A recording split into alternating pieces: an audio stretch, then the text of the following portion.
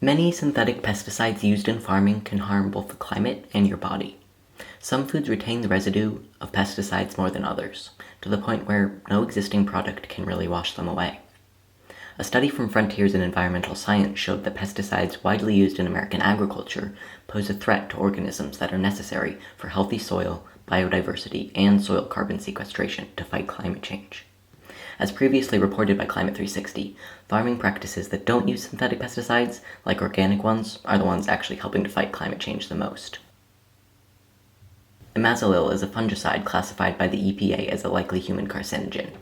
According to the Environmental Working Group, otherwise known as EWG, nearly 70% of non-organic produce sold in the US contained traces of pesticides like imazalil, which was detected on nearly 90% of the citrus samples tested in 2020. Tests done on non-organic strawberries by the USDA reported an average of 7.8 different pesticides per strawberry sample, according to EWG's analysis.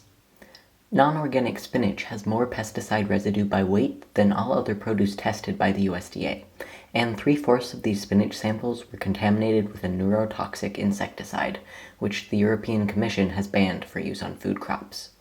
EWG also reports that almost 60% of kale samples sold in the US have residue of the herbicide DCPA, which the EPA also considers a possible human carcinogen.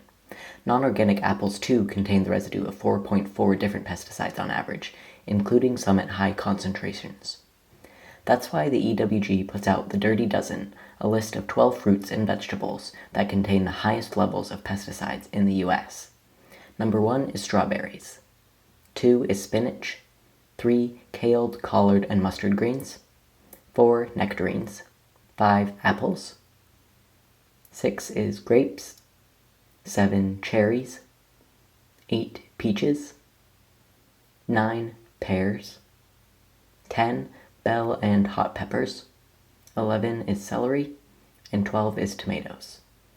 In a world increasingly witnessing the effects synthetic pesticides are having on our environment and our bodies, this list attempts to help consumers make informed choices about the value of buying organic, based on the exposure to pesticides they would otherwise unknowingly be eating with each bite. I'm Willow Campbell, and this is Climate 360. To find the accompanying article and learn more about the information in this video, please visit our website at climate360news.lmu.edu.